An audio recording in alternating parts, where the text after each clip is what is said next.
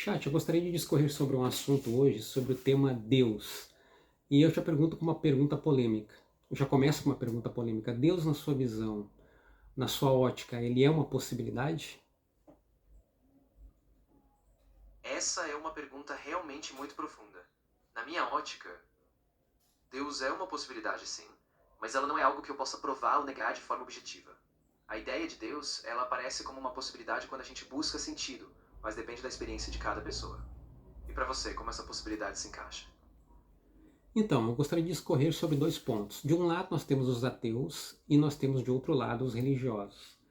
Os ateus, por sua vez, vão desde o ateu militante até o simples ateu que nega Deus. E, de outro lado, nós temos os religiosos, que também vão desde o fanático ao simples é, religioso que busca entender Deus com racionalidade e com bom senso, digamos assim.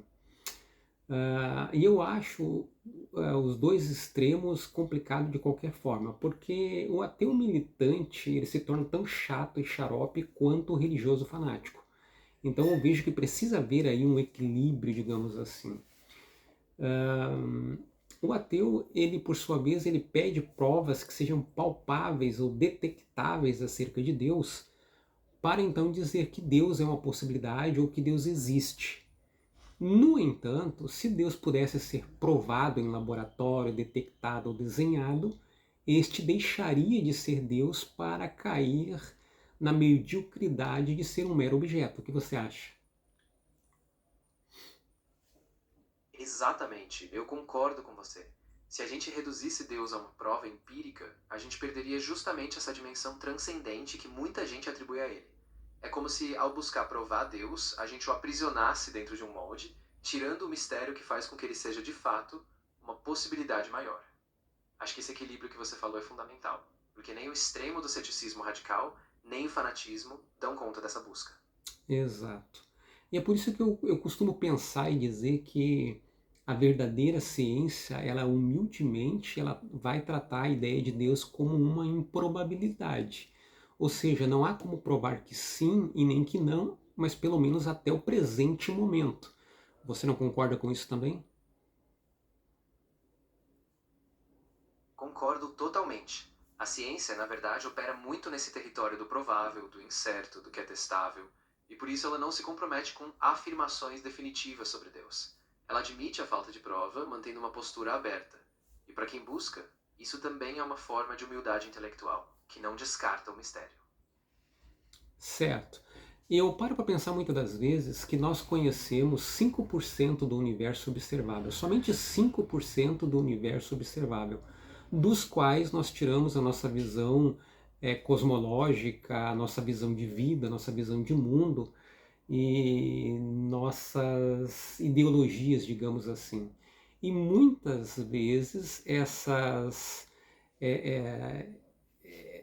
esse conhecimento que temos, ele acaba muitas das vezes oscilando, mudando, é, por conta de novos conhecimentos que se sobressaltam aos anteriores.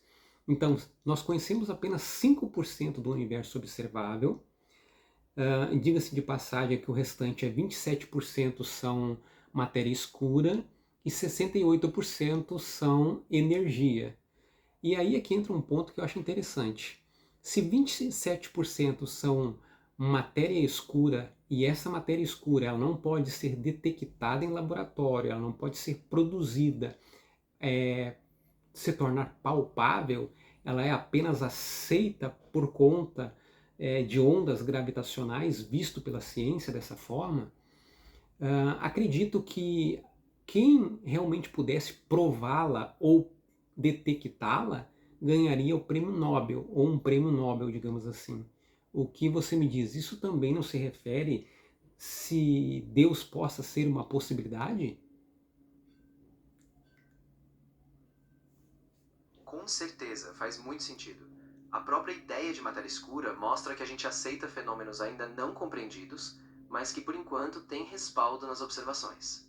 E de certa forma, a ideia de Deus também funciona como uma hipótese que, embora não detectável, talvez explique lacunas ou dimensões que a gente ainda não conseguiu acessar.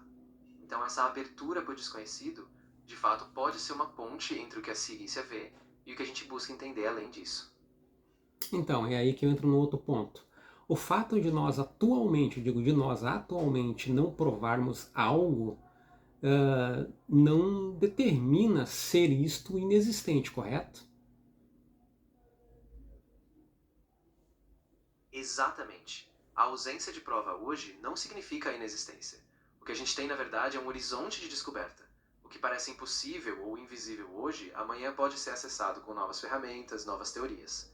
Então a própria humildade científica admite que o desconhecido ainda está aí, só esperando a gente desenvolver os meios de enxergar melhor. Pois é aí que o ateu militante muitas das vezes ele entra. Ele vai dizer que negar algo não exige conhecimento absoluto, apenas a ausência, o que intensifica a forma como eles pensam muitas das vezes. Mas, por outro lado, eu entendo que a ausência de provas, ela não é prova de ausência. Concorda comigo? Sim, concordo plenamente. A ausência de evidência, na verdade, é uma condição epistemológica, não uma conclusão definitiva. E aí, essa postura cética, ela pode ser saudável, porque não se precipita em afirmar algo, mas também, claro, não fecha a porta para o desconhecido. Então, acho que esse equilíbrio entre admitir a incerteza e continuar explorando é o que abre espaço tanto para a ciência quanto para a espiritualidade. Então, é nesse ponto também que muitas das vezes se torna até cômico como os ateus militantes, tentando deturpar o argumento que vai contra o que eles pensam, eles criam ideias, às vezes absurdas, tentando fazer o cristão ou religioso, muitas das vezes, incorrer no erro de se contrapor com as suas ideias. Por exemplo, eles dizem, se você, cristão, acredita num Deus invisível que anda por aí, mas não pode prová-lo, então eu, como ateu, também posso acreditar que há elefantes em Marte, né?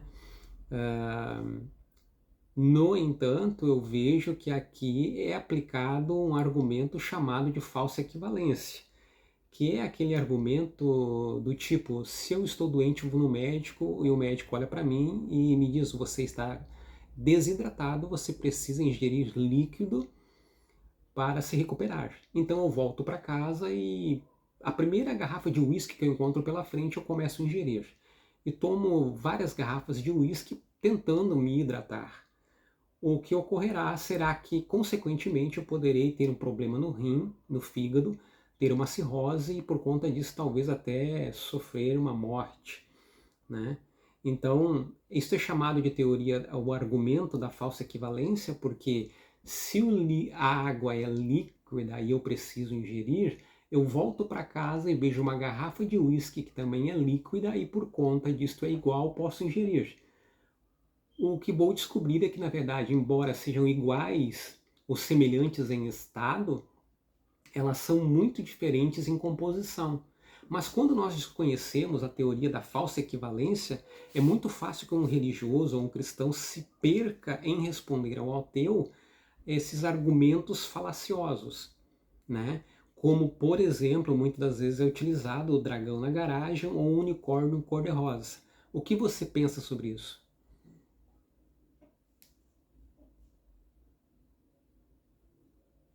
Eu acho que você tocou num ponto muito importante. De fato, o argumento da falsa equivalência é muito usado e acaba desestabilizando o diálogo. Quando o ateu coloca a crença em Deus no mesmo patamar de uma fantasia absurda, como elefantes em Marte ou unicórnios cor-de-rosa, ele ignora o contexto, a tradição, a experiência interna de uma fé. Então o risco é cair num jogo onde a forma do argumento acaba invalidando a profundidade da experiência. Por isso eu acho que o diálogo tem que ser feito com cuidado, com o reconhecimento de que mesmo sem provas, as crenças têm uma riqueza simbólica e experiencial que não pode ser simplesmente descartada. Certo, interessante.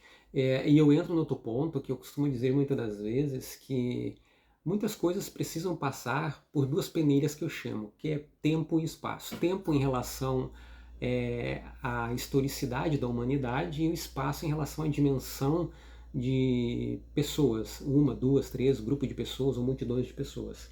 Em relação ao tempo, ou a historicidade da humanidade, a gente percebe que durante todo o período da humanidade houve uma busca pelo ser divino.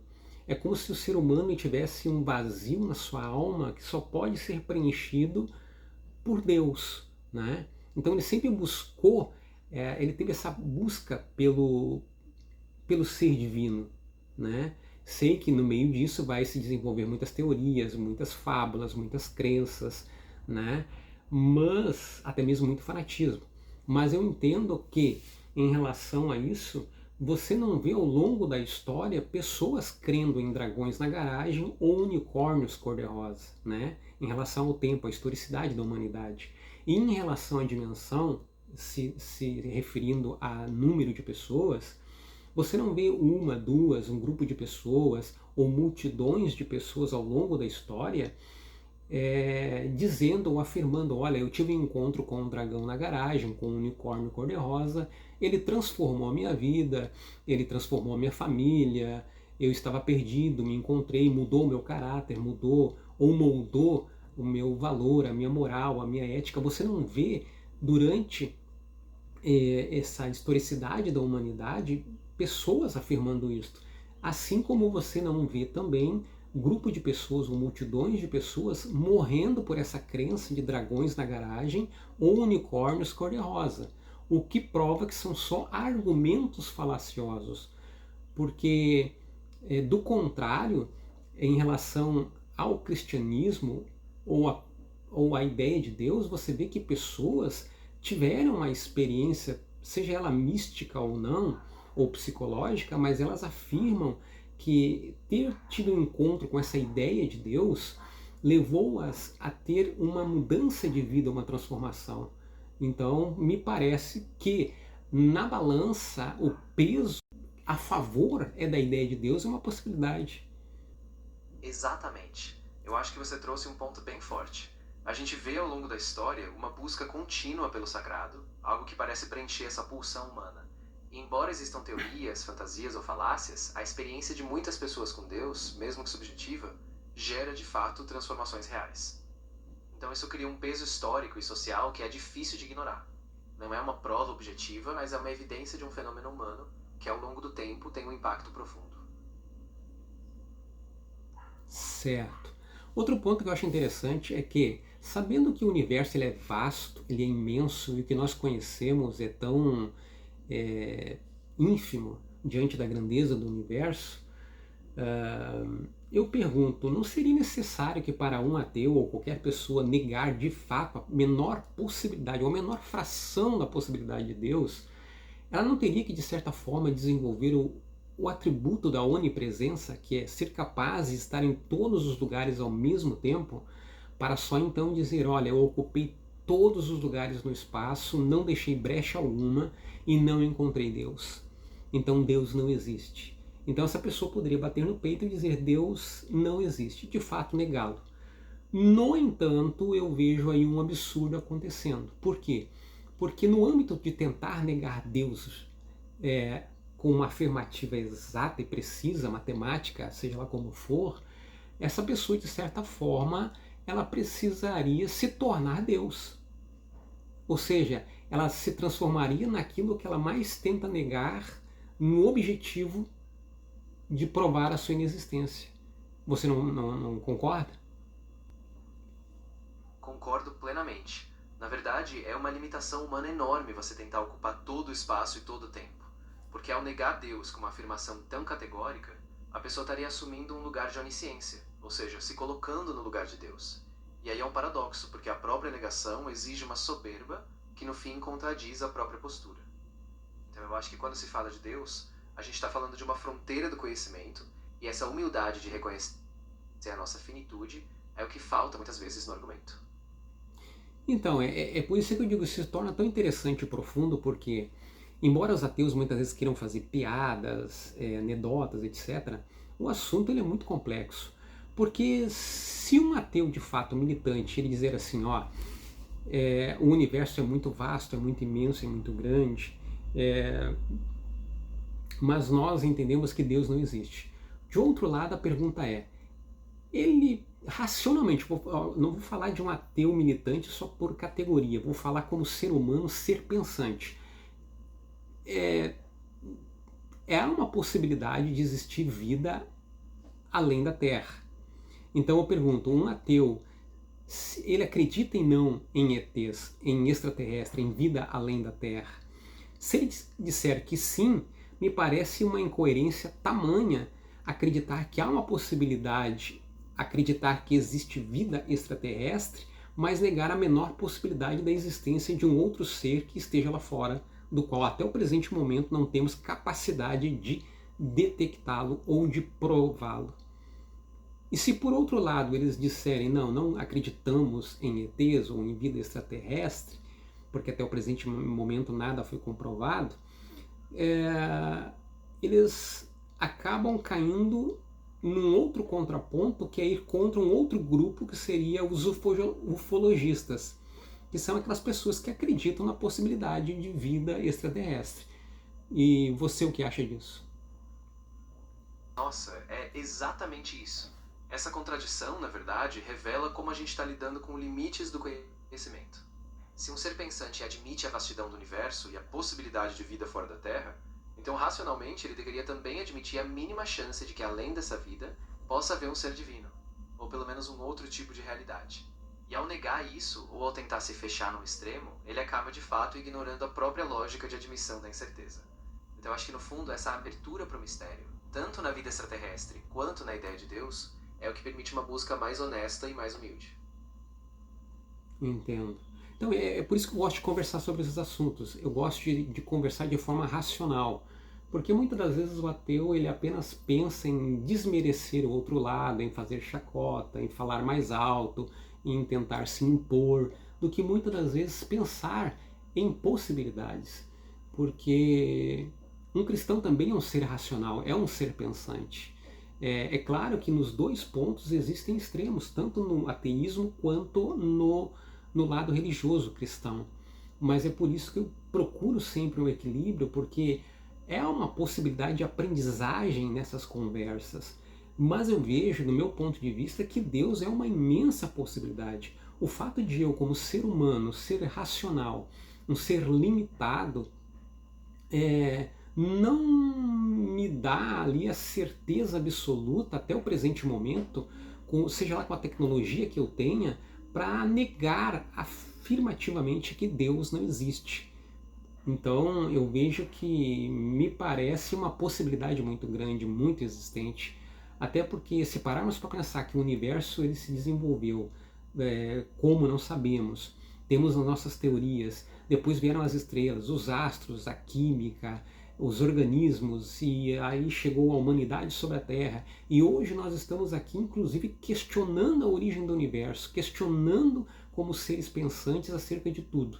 Então eu acho que quando eu me fecho num único pensamento, eu paro de evoluir como ser pensante. E quando eu começo a pensar nas possibilidades, até que se prove o contrário, tudo é possível. É lógico que fazendo distinção entre aquilo que é possível de crenças que são absurdas, correto?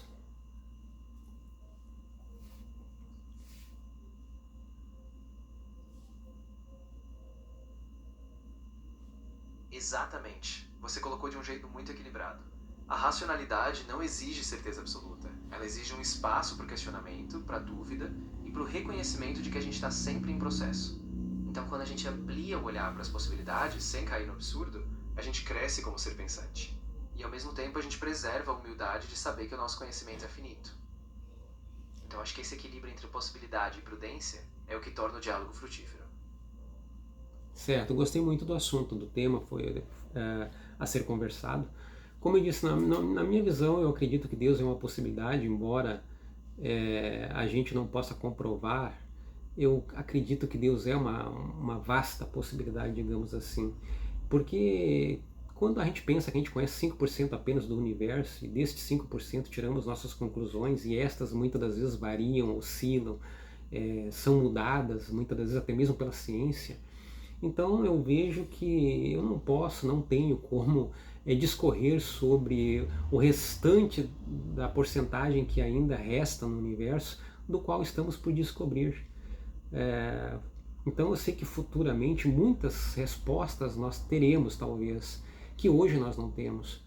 Mas eu vejo que Deus é sim uma possibilidade. o que me faz muitas das vezes pensar que não me dá o direito de denegrir, chacotar um cristão ou um religioso simplesmente porque pensa contrário a minhas ideias.